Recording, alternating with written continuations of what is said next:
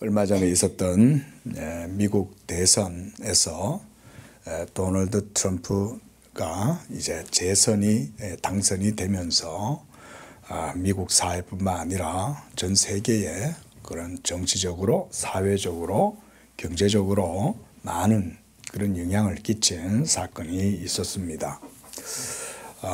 정말 이 시대에 참 미국이라고 하는 나라가 제가 볼 때는 하나님께서 참 이 지구 위에 살아가는 온 나라 백성들에게 미국을 통해서 베풀어 주시는 많은 은혜들이 있다. 저는 개인적으로 그렇게 생각을 합니다.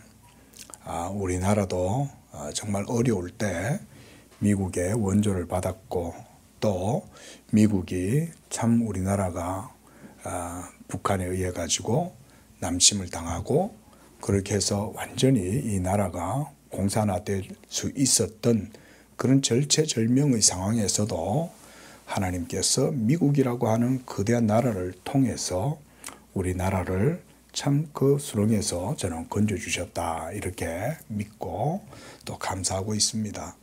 오늘날 또 대한민국이 그 덕분에 또 경제적으로 성장을 하고 온 세계에 지금 한류 트렌드다 이러면서 영국에도 우리나라 가수들이 빌보드 차트 1위를 하고 경제적으로, 사회적으로, 문화적으로 아주 세계적으로 많은 이런 영향을 미치게 되는 것도, 그렇게 따지고 보면 우리가 미국이 참 여러 가지로 이 한국에게 도움을 주었기 때문에 저는 그렇다, 이렇게 생각을 합니다.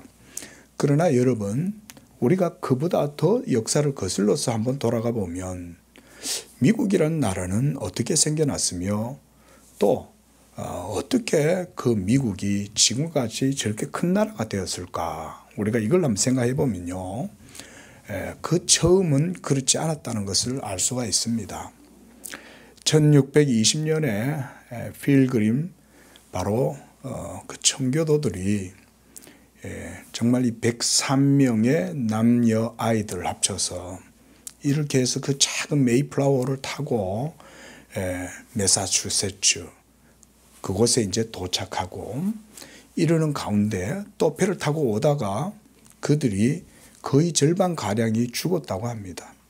그렇게 해서 도착했는데 그곳에는 이제 원주민들이었던 인디언들이 있었고, 그 인디언들이 그들을 그 추위 속에서 정말 호의를 베풀어 주어서 그들이 덕분에 살고, 이렇게 해서 그들이 하나님 앞에 그 다음 해에 농사를 짓고, 그렇게 해서 한 해의 소득을 얻은 다음에 그들이 하나님 앞에 드리게 된 바로 그 추수감사주일이 오늘날 미국의 추수감사절의 기원이 되었고, 또 우리 한국교회도 그런 미국 선교사들이나 그런 미국적인 영향도 있었겠지만은 또 여전히 또 이렇게 추수감사주의를 또 한국교회도 또 많이 지내는 곳이 있습니다. 우리는 이렇게 신앙의 절기를 딱히 지키는 것은 아니지만, 저는 개인적으로 이런 부활주일이다, 추수감사주일이다, 또 성탄절이다, 이거를 성경적인 절기라고 보진 않고 이것을 교회의 전통 정도로는 여깁니다. 우리가 전통은 믿음으로 좋게 사용하면 되는 것입니다. 그걸 굳이 성경에도 안 나오는 거를 가지고 한다, 이렇게 따져 들어가지고 그렇게까지 저는 볼 필요는 없다고 생각이 들고, 그러나 참 미국의 역사를 돌아볼 때는 미국의 역사에서는 이 추수감사주일은 아주 큰 의미를 저는 갖는다고 생각을 합니다. 그렇게 빈약하고 초라하고 아프게 출발했던 그 미국의 역사가 오늘날은 어떻습니까? 후대들에 의해서 전 세계의 가장 큰, 가장 강력한 나라, 그리고 성경 위의 선나라가 된 것이죠. 제가 이번 도널드 트럼프 대통령 당선인의 그 과정을 보면서요, 저는 하나님의 섭리를 다시 한번 많이 느꼈습니다. 개인적으로 그가 2번이나 총격에서 비껴날 수 있었고, 심지어 하나는 총알이 귀를 뚫고 지나갔잖아요. 근데 그것도 그 찰나에 이 사람이 고개를 돌린 거예요. 이렇게 있었으면 귀를 뚫고 나가야 되니까 정확하게 이루어 하면 정확하게 두뇌를 관통했을 그 총알이었던 거예요. 근데 저격범이 총을 쏘는 그 순간에 머리를 이렇게 돌렸을 때 총알이 귀를 뚫고 지나간 거예요. 제가 미디어를 통해서 한번 찾아봤어요. 그리고 2일 후에 트럼프의 심경이 어떻게 변화가 되었을까. 제가 처음 트럼프가 이제 총격을 당하고 난 이후에 그 다음에 이제 미디어에 이렇게 등장하게 됐을 때 상태를 봤을 때 저는 개인적으로는 그의 심경에 변화가 생겼다는 것을 저는 감지했어요.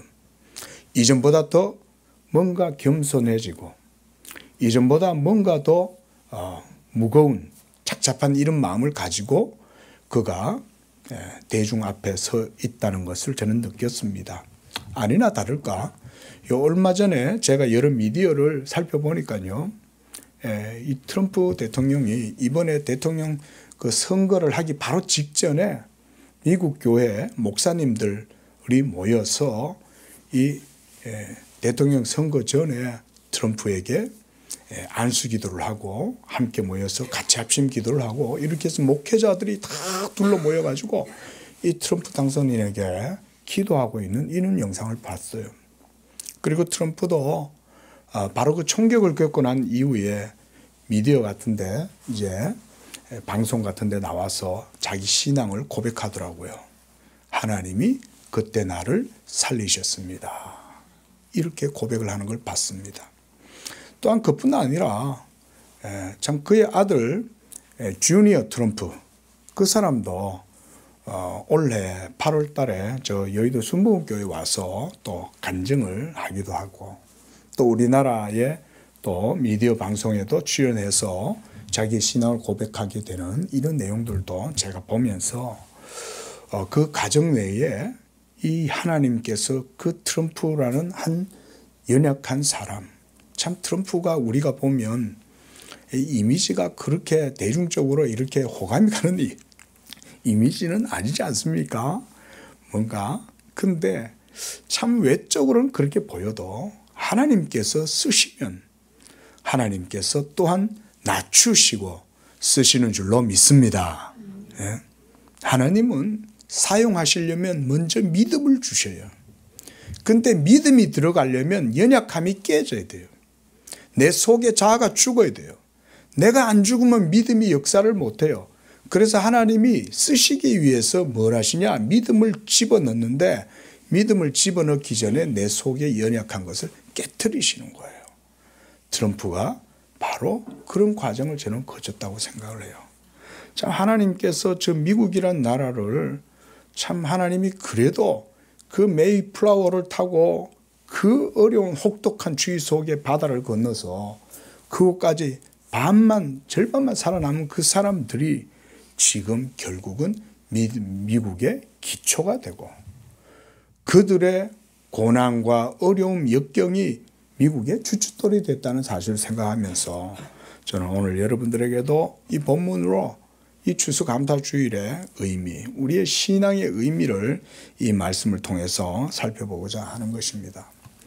오늘 본문은 예수님께서 사마리아 동네에 이르렀을 때에 목이 말라서 우물가에서 쉬고 계실 때 마침 한 여인이 물을 기르러 나올 때에 그 여인과 가졌던 대화를 통해서 이루어지는 그 일 이후의 이야기입니다. 대화를 통해서 이 여인은 예수님이 메시아라는 사실을 깨닫게 되었어요.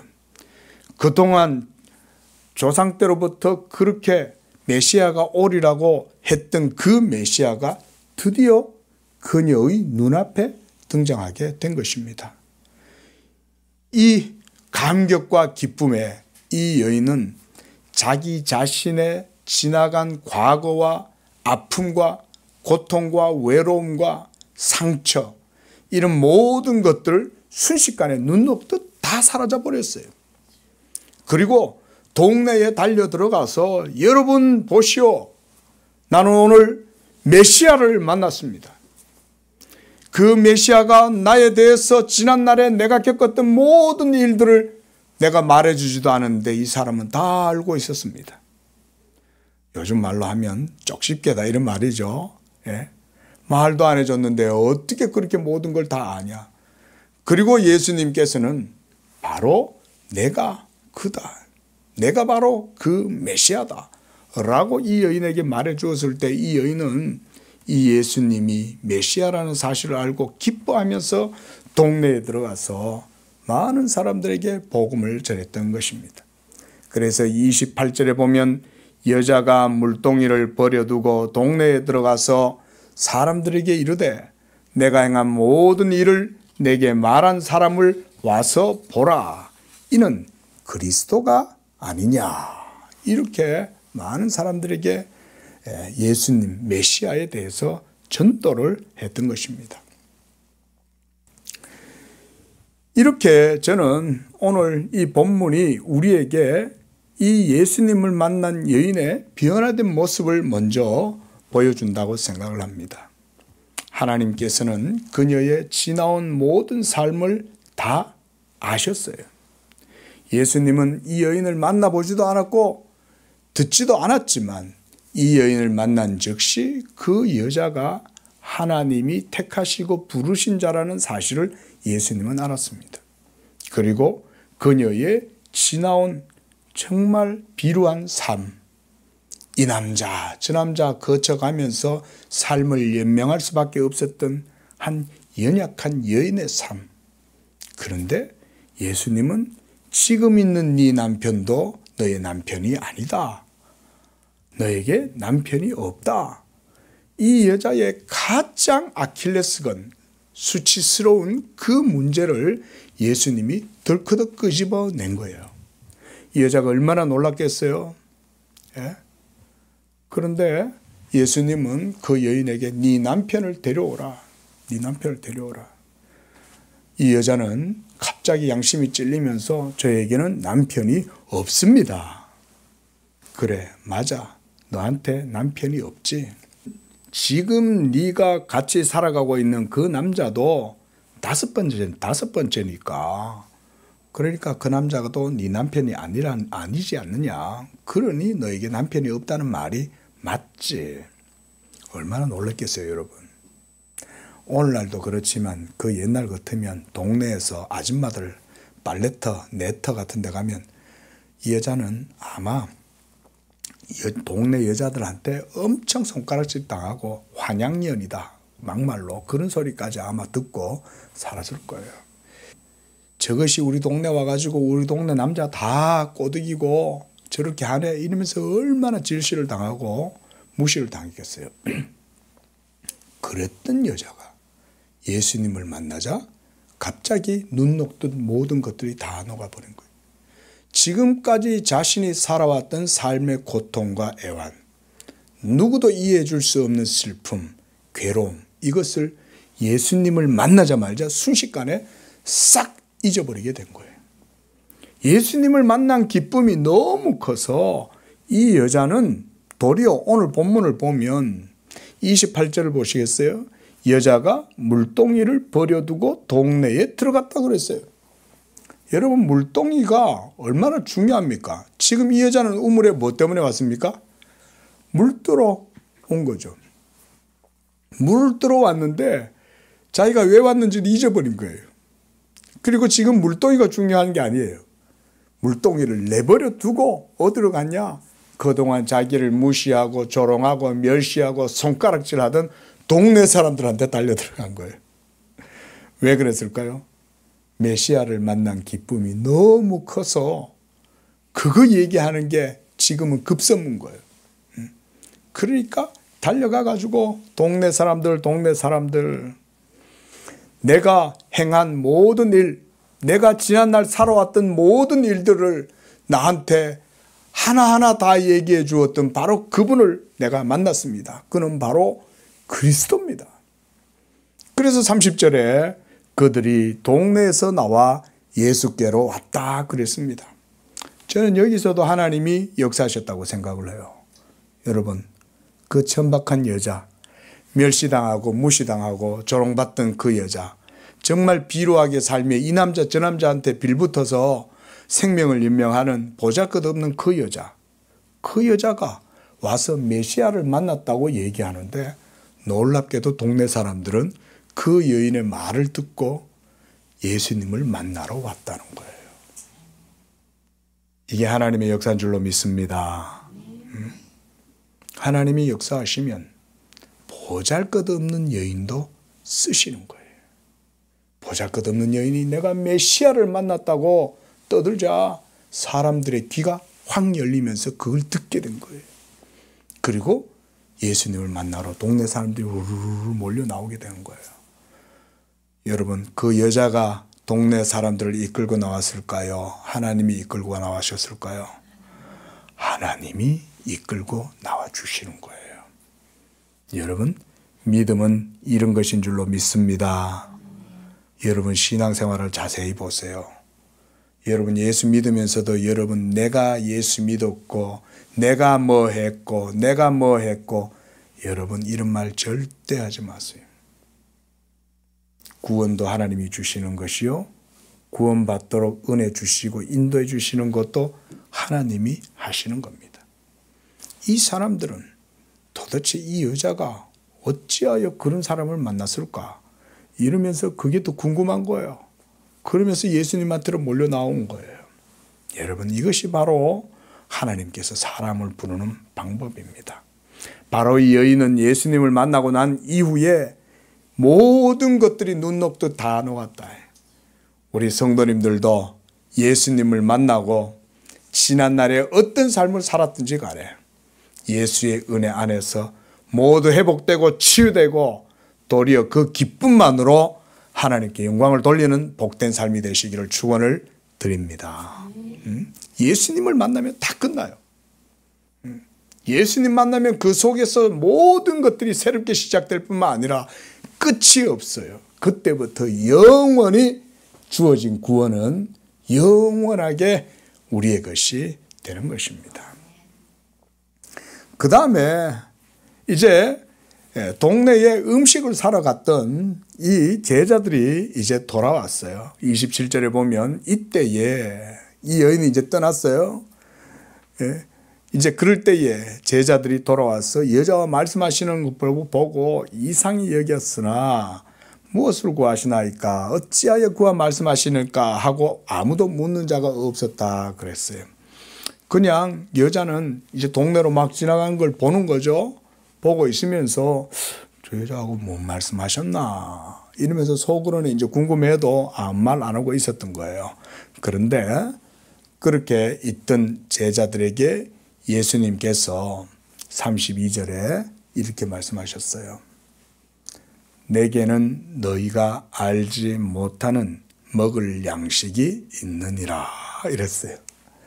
먼저 이 말씀하시기 전에 바로 그 앞절에 보면 제자들이 예수님한테 주님, 우리가 동네에 가서 먹을 음식을 좀 사가지고 왔습니다. 이거 좀 드시지요? 라고 했을 때 예수님이 하신 말씀이 바로 그거예요. 내게는 너희가 알지 못하는 먹을 양식이 있다. 그 말씀을 하시는 것입니다. 그게 바로 뭐냐면 바로 뒤에 말씀에 있어요. 자, 34절 우리 함께 읽겠습니다. 시작. 예수께서 이르시되 나의 양식은 나를 보내신 이의 뜻을 행하며 그의 일을 온전히 이루는 이것이니라. 이게 예수님의 양식이다 그랬어요. 어떻게 보면 이 말씀은 상당히 영적인 표현이라고도 할 수가 있습니다. 여러분, 예수님께서 이와 비슷하게 성전에 들어가셔서 장사꾼들, 매매꾼들을 쫓아내시고 또 짐승들을 막 다 몰아내고 쫓아보내거나 하실 때 그때 뭐라 그랬습니까? 제자들이 그 예수님의 막 화가 나가지고 예수님께서 막 이렇게 매매꾼들을 쫓아내시는 그 열정을 보고 뭐라 그랬습니까? 주의 전을 향한 열심이 나를 뭐라 그랬어요? 삼키리라 그랬죠. 하나님의 전을 향한 열심이 나를 삼킨다. 그게 바로 예수님의 마음인 거예요. 예수님의 마음. 그 하나님의 전이 우리 양재교회인 줄로 믿습니다. 예수님이 이 양재교회 그리고 이 지상에 있는 모든 예수 믿는 교회들, 그리스도의 한 몸된 이 교회를 세우시기 위해서 그것을 사모하는 열심이 예수님을 삼켜버린 거예요. 그 정도로 예수님은 하나님의 일에 열심이었다 이 말인 거예요. 우리가 열심히 과도하다 보면 뭐 피로해지기도 하겠지만 몸살도 나고 심지어 자기 몸을 해하기까지 어떤 일을 할 때도 있잖아요. 예수님이 바로 그런 거예요. 근데 지금 예수님께서는 또 그와 같이 하나님이 하시는 일을 자신이 먹을 양식이다. 이렇게 지금 묘사를 하고 있습니다. 여러분, 우리 예수 믿는 성도들은 예수 믿기 전에는 우리가 모두 영적인 것이 아니고 하나님의 나라와 의를 위한 것이 아니라 육적인 것을 따라서 그저 삶을 살았습니다. 우리는 그저 주어진 처지에서 열심히 살아서 더 좋은 삶을 누리고 또 내 자녀들이 더 좋은 삶을 살기를 원하고 이러면서 삶을 살지만 하나님의 나라와 의를 위해서는 살지 못했어요. 그런데 이제 예수를 믿고 난 이후에 우리는 진리를 알게 되고 예수가 생명이고 예수가 참된 길이라는 사실을 알게 된 이후에는 이제는 그분을 믿는 믿음으로 참된 영적 기쁨을 누리게 되고 이제는 나를 위해서 사는 것이 아니라 그리스도를 위하여 하나님을 위하여 살아가게 될 때 이제 그것이 우리에게도 양식이 되는 줄로 믿으시기를 바랍니다. 먹는 음식은 우리의 생명, 우리의 모든 삶을 또 이렇게 가기에 필요하긴 해도 여러분 이제 예수 믿는 성도들의 양식은 예수님과 같이 하나님의 나라와 의를 이루는 그게 바로 예수님의 양식이고 우리의 양식인 줄로 믿습니다.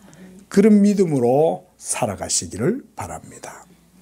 또한 오늘 예수님은 이 여인이 데리고 오는 그 사마리아 사람들이 몰려올 때 그들을 물끄러미 이렇게 쳐다보시면서 예수님이 뭐라고 하시냐면 이렇게 말씀하셨어요. 35절 우리 함께 읽어볼까요? 시작.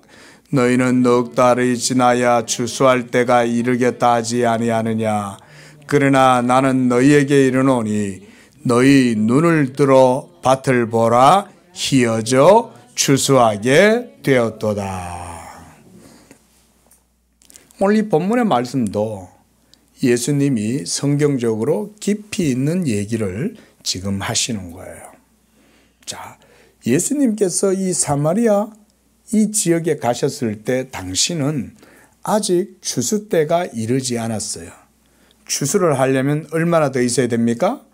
넉 달이나 기다려야 추수의 시기가 되는 거예요. 우리나라 같으면 벼를 한 언제쯤 거둡니까? 추석 이맘때쯤 되면 이제 지나서 거두죠, 그죠? 그러면 뭐 예를 들어서 우리가 10월 한 중수이다 이렇게 한번 얘기를 해보면 아직 한참이나 여름 때나 돼가지고 지금 예수님이 지금 이 여인을 만나신 거예요. 그런데 예수님께서는 이 하나님의 구원의 때를 바로 이 추수의 때에 비유해서 지금 말씀하시고 계시는 겁니다. 그래서 너희 눈을 들어 밭을 보라 희어져 추수하게 되었다 라고 얘기할 때 바로 이 때는 구원의 때를 말하는 거예요. 구원의 때가 이제 사마리아에 이르렀고 사마리아에 있는 사람들에게 하나님의 구원이 이루어지게 되는 이런 일이 지금 나타난다는 것입니다. 그래서 여기서 말하는 예수님의 추수 때다라는 것은 바로 구원을 의미한다는 것을 우리가 알 수가 있습니다. 이 사마리아 여인의 전도를 통해서 사마리아 성의 사람들이 이제는 메시아를 믿게 되고 구원을 받게 되는 그 일, 지금 예수님은 바로 하나님이 하시는 이 일을 보고 있는 겁니다. 그래서 너희 눈을 들어 밭을 보아라 라고 얘기하실 때 예수님의 마음의 눈에는 하나님의 구원의 경륜과 섭리가 이제 이곳에 이루어지게 되었다는 것을 얘기하고 있는 거예요. 앞서 말씀드렸듯이 30절에서 그들이 동네에서 나와 예수께로 오더라 그랬어요. 그리고 그 전도자는 누굽니까? 사마리아 여인이에요. 정말 보잘것없던 여인, 이 여인이 사마리아 사람들을 통째로 이끌고 지금 주의 교회로 지금 오고 있는 거예요. 그리고 그것을 예수님은 바라보시면서 이제 하나님의 구원이 열매를 맺고 추수할 때가 되었다라고 말씀하고 있는 것입니다. 그것은 바로 이제 구속의 경륜, 구원의 때가 다 차서 그 구원의 열매를 거두는 시기가 되었다. 이렇게 우리가 이해를 하면 되는 것입니다. 그런데 오늘 36절에 보면 예수님께서 이런 유대인의 격언을 인용을 해서 말씀을 해요. 거두는 자가 이미 삭도 받고 영생에 이르는 열매를 모으나니 이는 뿌리는 자와 거두는 자가 함께 즐거워하게 하려 함이다 그랬습니다. 그래서 예수님께서는 37절에 그런즉 한 사람이 심고 다른 사람이 거둔다 하는 말이 옳도다 라고 하면서 이 유대인들의 문헌에 나오는 격언을 이렇게 지금 인용해서 말씀하고 있어요. 유대인의 격언, 문헌, 이거는 우리가 흔히 아는 탈무드에 나오는 이 베라코트에 나오는 문장입니다. 여기에서는 뭐라고 얘기를 하냐면 뿌린 자와 거둔 자에 대해서 얘기를 하는데 한 랍비는 씨를 심고 다른 랍비는 그 열매를 거둔다. 이는 지혜와 가르침이 세대를 통해서 이루어지는 방식이다 라고 하는 이런 내용을 이제 인용을 하신 거예요.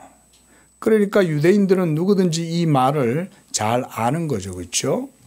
그리고 사도 바울도 갈라디아서 6장에서 이 말씀을 했어요.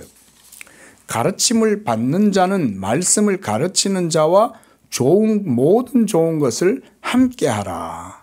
스스로 속이지 말라. 하나님을 업신여김을 받지 아니하시나니 사람이 무엇으로 심든지 그대로 거두리라. 이렇게 말씀했어요.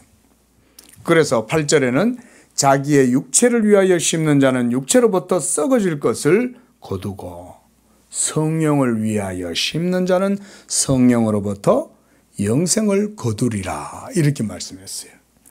이런 말씀을 사도 바울이 인용하는 걸 보면 오늘 예수님께서 말씀하시는 이런 유대교의 문헌들은 아마 당시에 많은 사람들에게 일반적으로 널리 다 알려진 내용이라는 것을 우리가 알 수가 있어요.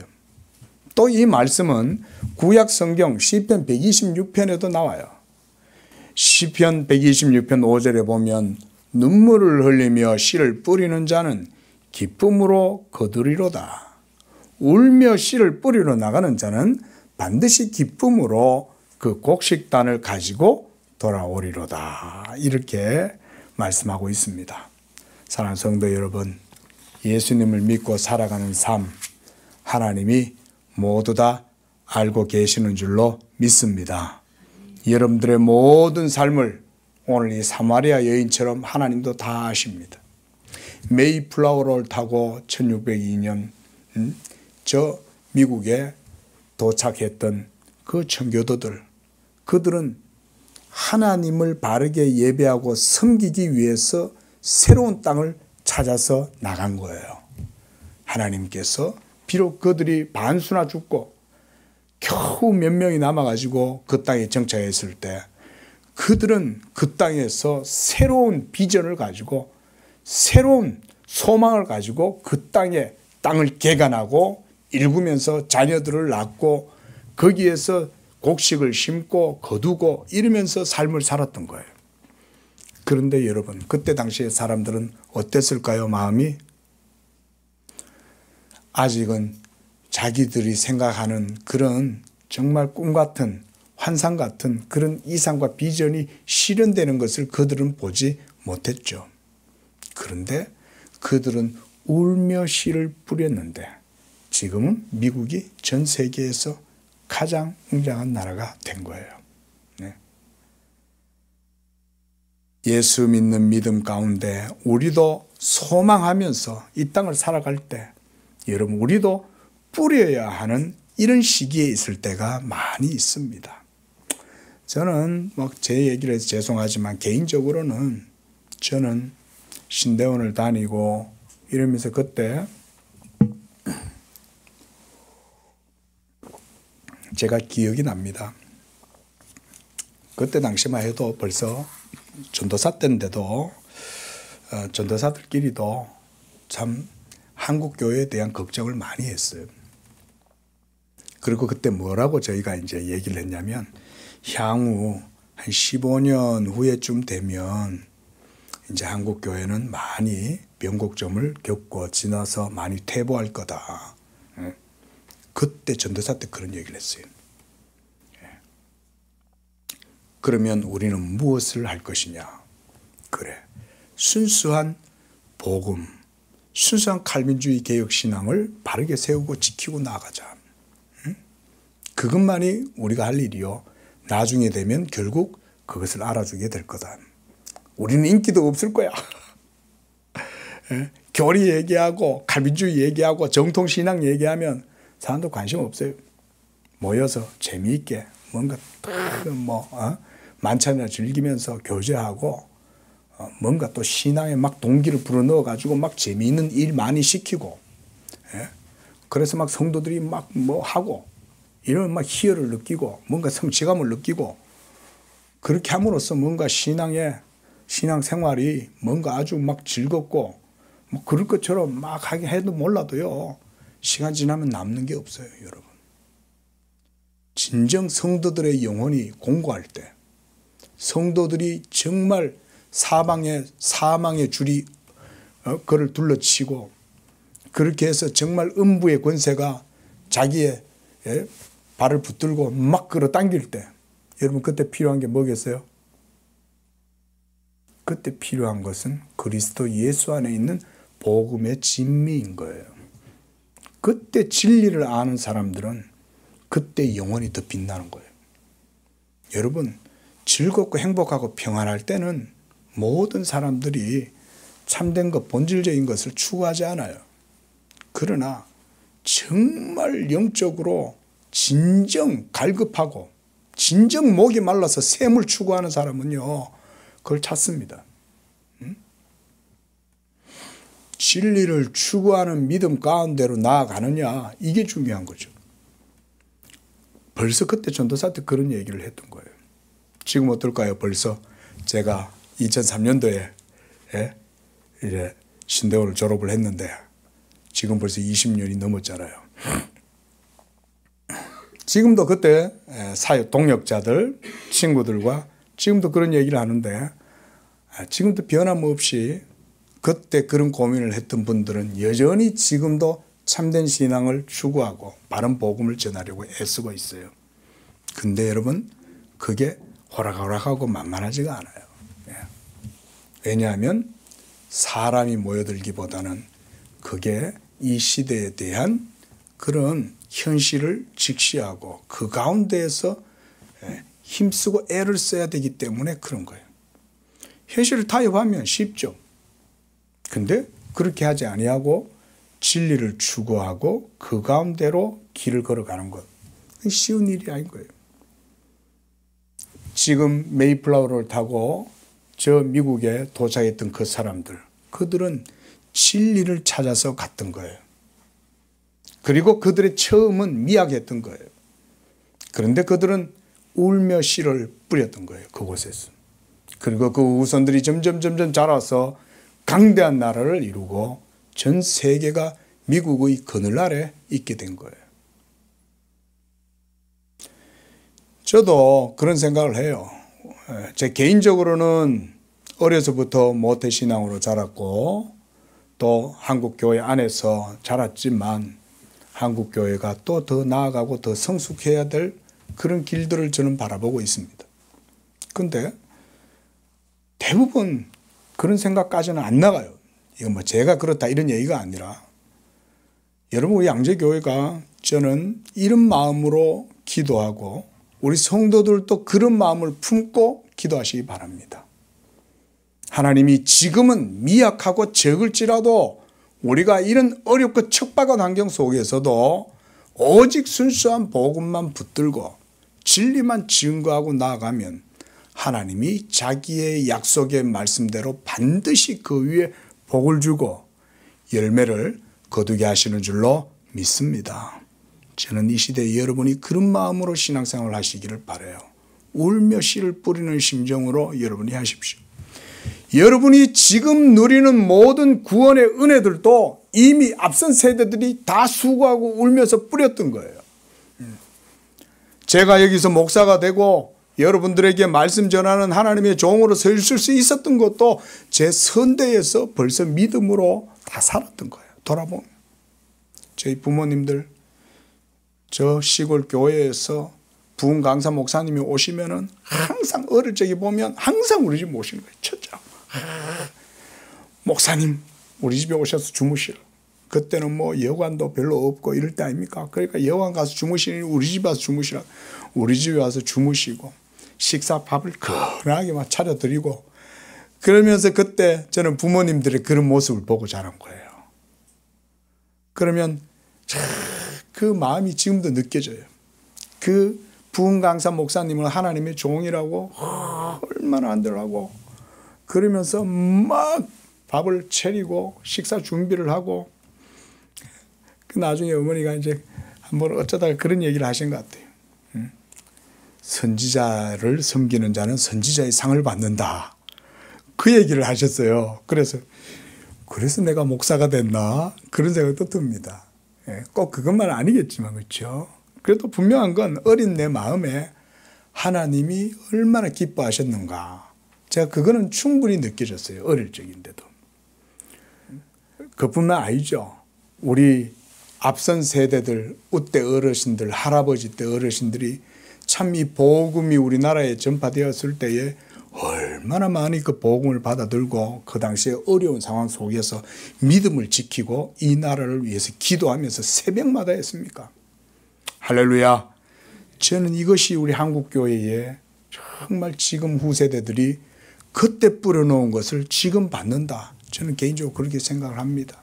그래서 저는 앞선 세대들에 대해서 정말 감사해요. 감사합니다.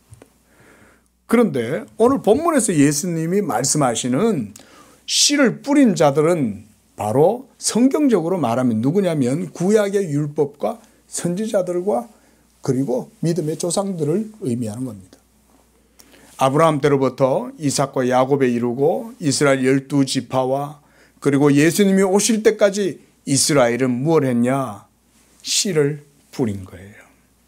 세례 요한도 씨를 뿌린 거예요. 나는 망하여야 되겠고 예수님은 승하여야 되리라. 세례 요한은 자기 자신이 죽는 것조차도 하나님의 섭리라고 생각을 한 거예요. 자기가 죽어야 예수님이 살고 예수님의 영광이 드러난다. 그때까지 구약의 모든 율법과 선지자들은 씨를 뿌리는 그런 시기를 했던 거예요. 그런데 지금 예수님께서 이제 눈을 들어 밭을 보라 휘어져 추수하게 되었다 얘기할 때 그 추수는 성경적으로 정확히 말하면 예수 그리스도께서 십자가에서 자기의 몸을 들여서 하늘의 미랄로 죽으실 때 그 죽으심을 통해서 이제 많은 구원의 열매가 맺히리라고 하는 것을 지금 말씀하고 계시는 것입니다. 이제 곧 있으면 예수님은 십자가에 올라가셔야 되는 거예요. 그런데 이미 하나님의 구원이 벌써 사마리아에도 임한 거예요. 이 여인이 잠깐 가가지고 여러분 보시오 내가 메시아를 만났소 와서 보시오 라고 얘기했을 때 이 사람들의 마음이 모두 다 거기에 이끌려가지고 감동을 받아가지고 예수님한테로 나오는 거예요. 여러분 지금이 바로 그런 구원의 때인 줄로 믿으시기 바랍니다. 그래서 지금은요, 구속사적으로 말하면요, 뿌리는 시기가 아니라 지금은 열매를 거두는 시기예요. 그러면 열매를 거두는 시기인 오늘날 우리가 해야 될 일은 무엇인가?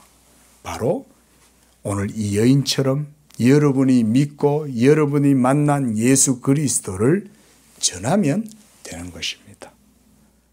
전하면 열매가 툭 터지는 거예요. 여러분, 이제 가을이 되면 콩을 거두는 시기가 됩니다. 예? 그런데 이 콩이 다 익잖아요. 그러면 툭 건들면 그냥 커서 그냥 열매가 두두둑 떨어져요. 자, 여러분, 콩을 심은 사람이 있고 콩을 거두는 사람이 있어요. 그런데 거두는 사람과 뿌리는 사람 모두가 다 그 구원의 열매와 축복에 참여하는 것입니다. 그것이 바로 추수 시기 때 일어나는 것입니다. 구원은 하나님의 일이고 하나님의 말씀으로 죄인들의 영혼을 구원하시는 것입니다. 하나님의 말씀이신 예수 그리스도, 바로 그 하나님의 아들의 인격과 사역으로 바로 이 구원의 모든 열매가 이제 완성이 되고 맺히는 것입니다. 그랬을 때 제자들은 이제 그들은 뿌리로 가는 게 아니라 이제는 거두러 가게 되는 것입니다. 그래서 오늘 본문 말씀에서 예수님은 이렇게 말씀하시는 거예요. 38절 말씀, 내가 너희로 노력하지 아니한 것을 거두러 보내었노니 다른 사람들은 노력하였고 너희는 그들이 노력한 것에 참여하였다. 이렇게 말씀하시는 것입니다. 제자들이 노력해서 구원의 열매를 맺는 게 아니에요. 오늘날 목사들도 마찬가지입니다. 목사님들이 사람들을 구원시키는 게 아니에요. 어떤 분 보니까요, 목사가 사람도 변화시키지 못하고 그러냐. 여러분, 이런 말을 해요. 저는 개인적으로 그런 말을 수긍하지 않습니다. 여러분, 사람을 변화시키는 것은 하나님이 익은 열매를 드러내시는 것입니다. 우리가 있게 하는 게 아니에요. 있게 하시고 자라게 하시는 것은 누가 합니까? 하나님이 하시는 것입니다. 목사는 복음을 전하고 복음을 성도들에게 가르치면 이것을 여러분이 듣고 믿을 때에 여러분 안에 계시는 성령께서 이 진리의 열매가 무르익게 하고 자라나게 하고 결국 그 구원의 열매도 하나님이 거두게 하시는 것입니다. 사랑하는 성도 여러분, 말씀을 맺겠습니다. 오늘 추수감사주의를 통해서 우리는 본문을 통해서 이 추수의 참된 의미에 대해서 살펴봤습니다. 우리 모두는 예수 그리스도로 말미암아 하나님의 구원의 열매를 벌써 누리고 있는 것입니다. 여러분이 예수를 믿고 있다는 사실 자체가 뭘 보여주느냐? 벌써 나는 이 사마리아 성에 있는 사람들처럼 예수 그리스도의 구원의 은혜를, 그 열매를 벌써 누리고 있는 것이다. 이렇게 믿으시기를 바랍니다. 그 가운데 우리도 이 여인처럼 그리스도를 증거하고 그리스도 안에서 이 구원의 은혜와 열매를 여러분들도 먹고 누리는 그런 복된 삶이 되시기를 예수님의 이름으로 축원을 드립니다. 기도하겠습니다. 자비로우신 주 하나님 아버지, 오늘 본문을 통해서 우리는 이제 이 구원의 때에, 추수의 때에 서 있고 예수 믿는 믿음이 이미 하나님의 택하심과 그 구원의 열매로 말미암아 우리가 누리게 되었다는 것을 본문을 통해서 깨닫게 됩니다. 하나님 아버지, 우리에게도 이와 같이 큰 구원의 은혜를 베풀어 주셨사오니 우리도 이제 이 소망을 가지고 주님 오시는 그날까지 울며 씨를 뿌리고, 그래서 하나님 나라를 소망하는 가운데에 하나님 나라의 일을 행하는 것을 우리의 양식으로 삼고 살아갈 수 있도록 우리 성도들의 믿음을 더하여 주시옵소서.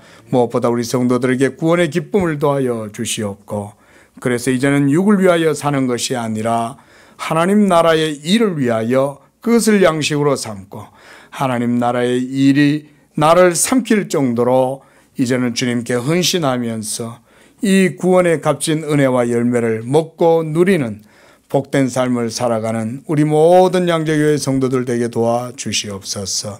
거룩하신 예수님의 이름으로 기도합니다. 아멘.